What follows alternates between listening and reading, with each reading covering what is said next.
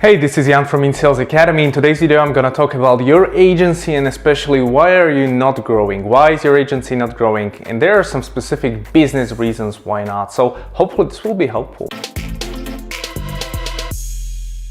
This is something I have experienced and it's something I see all the times with my clients and my friends and so on. So the first thing is you have an expertise.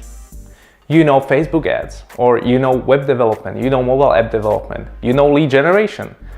What is your expertise worth? It's nothing. You are a commodity. There's millions of other people who know how to do what you do.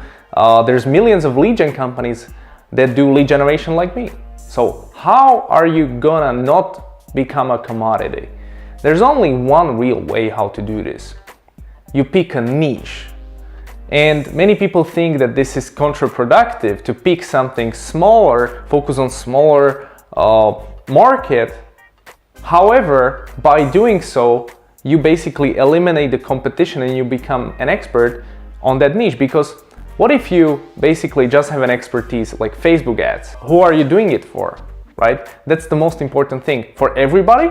Well, then you are a commodity. I'm doing mobile app development. For everybody? No, for startups, for enterprise, for mid-sized companies. So for everybody. Focus on one niche. Otherwise, this is game over. And I know that some of you have been doing this for a couple of years. So I only realized it recently, like 6 months ago. In my case, we only focus on software houses and marketing agencies, basically the agency business. That is our niche, nothing else. I don't want a SaaS company in my portfolio.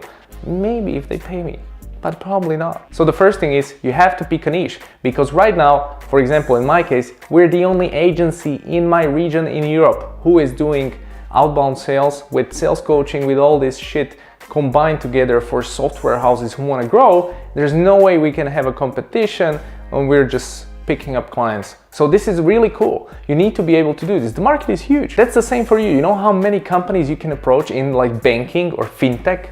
Millions, not millions, but thousands and thousands. And if you specialize in that area, your pitch is gonna be different. Your website is gonna be different. Your case studies are gonna be more relevant. You're gonna sell more shit. So just focus on one niche. Once you conquer that niche, go to the other. But that's the first point. Focus on one niche. Now the reason is blue ocean strategy, so that you can be the only one competing in that market. However, there's also another reason. You can charge premium prices, because if you would charge the same as somebody who's doing it for everybody, that wouldn't make sense. So you charge 10 times more, probably. The second point is to become a business person. And this is what I see all the time. People don't know how to do this. People don't understand how the business works. Nobody cares about your latest app or anything like that. You need to be able to talk business, and you can't just solve one problem. So many of you are like, okay, so I'm gonna focus just on design or just on mobile app. No, you have to focus on the overall business. The only people you will attract this way are the guys who are order takers. They will not value your work because they will just perceive you as a commodity. I need somebody who does Facebook ads. I'm gonna hire a Facebook ads agency. You want to market like that, that's fine, but you're gonna compete like hell. Now, what I suggest instead is to become a business person, and before you even take somebody on board, include a strategy session in your sales process and tell them, hey, this is gonna be 5,000 euros just to talk to me. And because I need to know everything about your business before we do Facebook ads. The Facebook ads, we're not a Facebook ads agency. You know, we help businesses grow. We help companies in fintech grow. We have some great case studies, great results. The way we do this is with Facebook ads. What if we realize that you don't need Facebook ads, you need something else? We have some additional services, so we need to figure that out. And we can just start with implementing a tactic before we even know if that's something you need. Because you probably think that you need that, but maybe if we talk further, we'll figure out that this is not actually a good fit. It might all relate because they might need a new website. And if you can't provide that, you will be a commodity. You'll be like, okay, I need to talk with somebody else, and they'll have like 7 vendors who don't talk to each other. That's crazy. If you can be the only one who can arrange all that, man, you win. Have more services to offer and become a business person. Solve business problems. What if they want to hire you for Facebook ads and they want to sell a product which doesn't actually impact their bottom line? You only discover that in the marketing assessment when you look through their profits and you find out like, okay, where should we aim with this? What makes the most sense? for you, only business people value this. So that's why local businesses and all the other guys will not value this. You have to step up your game, man. Once you figure this out, once you figure these two things out, which will take you a couple of months maybe, you want to start with structuring your sales. The way you do that is you actually will map out the accounts that you want to sell to.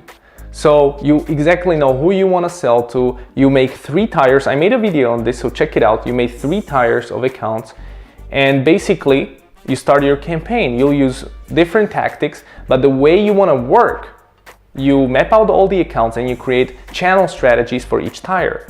So tier 1 will be your ideal clients. For them, you're gonna meet with them, you're gonna go to the events, the mid accounts, you're probably gonna send them some cold emails, you're gonna send them some cold calls, maybe target them on Facebook, whatever. The lowest accounts, you're just gonna basically send them some generic blasts or something, but not really focus on them heavily. Once you have this strategy in place and you know your sales process, you basically have mapped it out, you can start with your sales. So you basically start off by networking and getting more referrals from the projects you've done, because the way you want to look at it, you're gonna do the project which will help you to get to a very similar project, slightly bigger, and that's how you're gonna basically create a network of bigger projects together, and you're gonna become a man. So this is how you want to do. From each project you need to grow to a new referral, and that's one way. Now, once you start doing that, you don't really need a sales team, but if you want to expand and create something more predictable, you need to implement outbound sales. And this is something that you would also need to hire probably some other people. After outbound sales starts working, after 2 or 3 months, you should implement inbound. You should start with content marketing. You should start doing YouTube channels. You should create a referral partner network that you give a percentage from each deal to.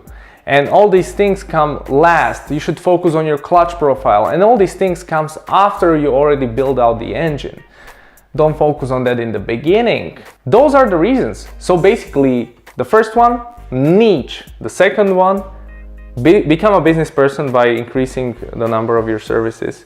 And the last one is create a winning sales strategy focused on account-based marketing or selling, whatever you want to call it.